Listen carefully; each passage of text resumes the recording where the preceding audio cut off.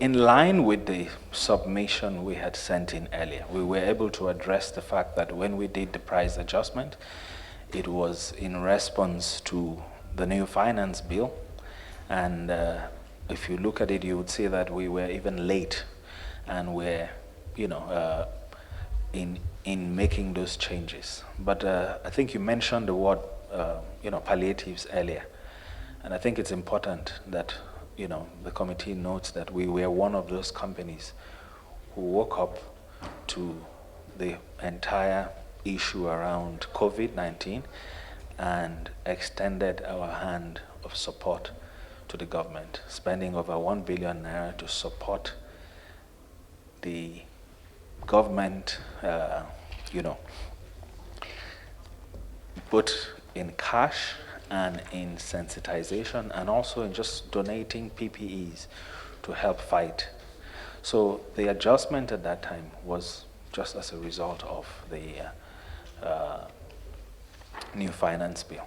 However, as I mentioned, the committee is also aware of the increase in cost of living, petrol, diesel. These are very basic inputs that go into our service.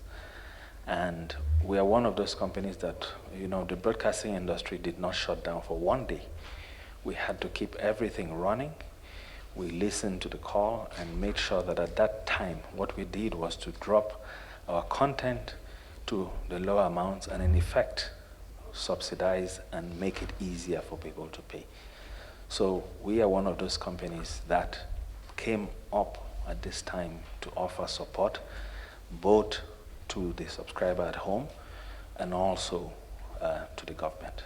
However, in order to be able to provide this service with our depreciating naira and the rest of the inputs that go into our business, we have to be able to sustain the business. It would be careless of us to allow the business to fold up and render more people unemployed. So we have been, through considerations, ensuring that we can, as much as possible, manage our prices and keep the consumer at home, entertained and watching with education, everything that can help the country to go through this COVID period.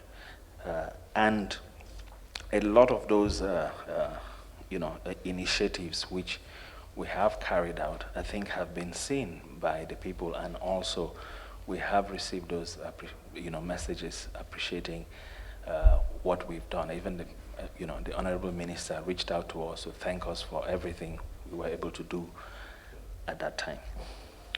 On the pay-as-you-go model, I think we've always said, there's, probably a misconception between pay-as-you-go as is obtained in the telecommunications industry and the TV industry. It's not a concept that is available in the broadcast industry because it's not a two-way communication in the broadcast industry. The Honorable Chairman mentioned, data and through the mobile telecoms. Those are additional costs.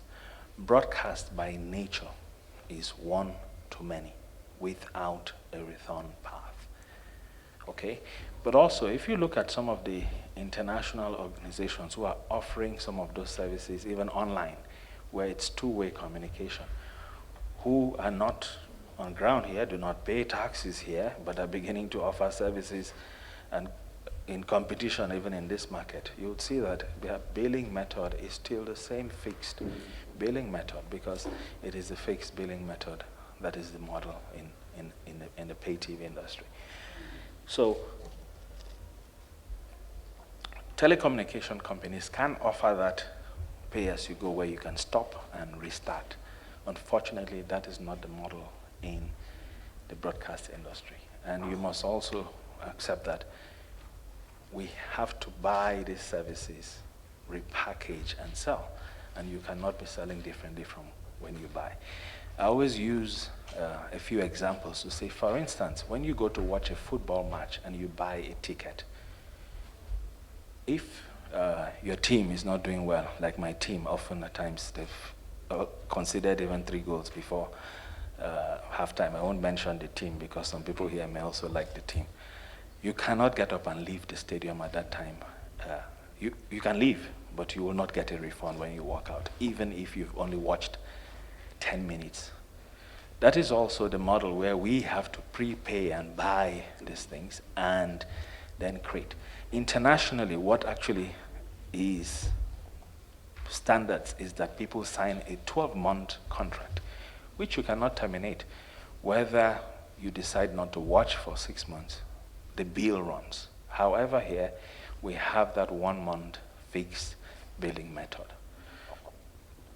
As an organization that is always learning and watching, we watch the industry, we see where trends are, and we would always learn and see. But at this point, this is the business model which we can implement using the technology. We don't have the technology to support that. Start the service, switch off the TV, it stops, or restart the service at 12 and stop it at 1 p.m. That technology is not available to us. We don't have that technology. And as a business, we have to try to continue to offer a service, which is why over time we have made sure that we have created smaller bouquets that have offered smaller prices to allow people access to the service for reduced pricing, and we've continuously, moved and added content, added channels to be able to offer even a very good service, even at the lowest part of, the offering. Thank you, Mr. Chairman.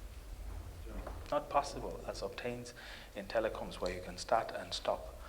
No, I think there was a mention about some information that was provided to the committee. We're ready to write and provide information and to take those maybe services that were mentioned and to break it down.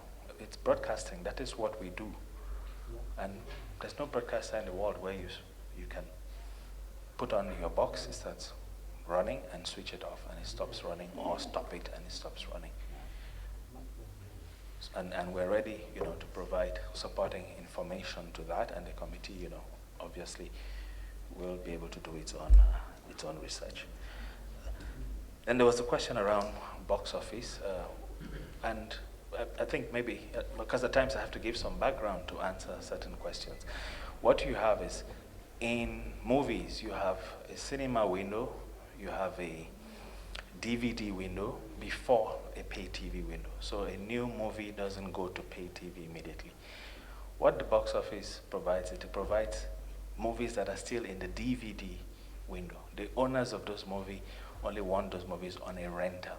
That's why it allows you to be able to rent one of those movies and watch those movies. On the pay TV model, when you get to more than 6 months after the movie is released, you're then allowed to show it on TV, on a channel, and add it as part of the subscription.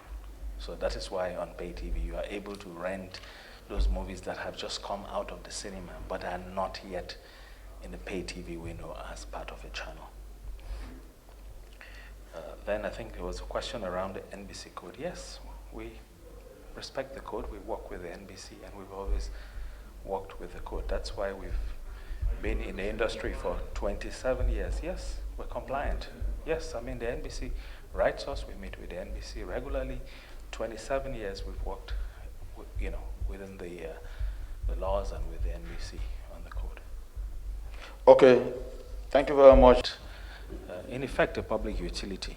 So we do not receive any kind of, incentives from the government or subventions for us to be able to, offer a service. It is a purely private service where we have to, in effect, buy and sell. So if you look at us, we're just like your rice seller out there who buys rice, buys tomatoes, and tries to make jollof rice to sell. We don't have any incentives or subventions or anything to reduce, the cost of us doing business. So in order to determine our pricing, we have to check the cost of programming, the technical infrastructure, the lease of satellite, transponders. Then, of course, salaries, operational costs, driving from here to there to sell that box, the cost of diesel, putting infrastructure in place to be able to provide that 24/7 service that we need to provide. Those are all the costs that we have to take into consideration to then arrive at pricing. So when those inputs begin to shift, like they have shifted with the increases, with the devaluations that happened, that affects the business. So it is purely a private business trying to make sure that you can buy for 5 naira and sell for 5 naira 10 kobo, pay salaries and be able to put some returns on the table. We don't get any of those subventions here. Yeah. Thank you, Mr.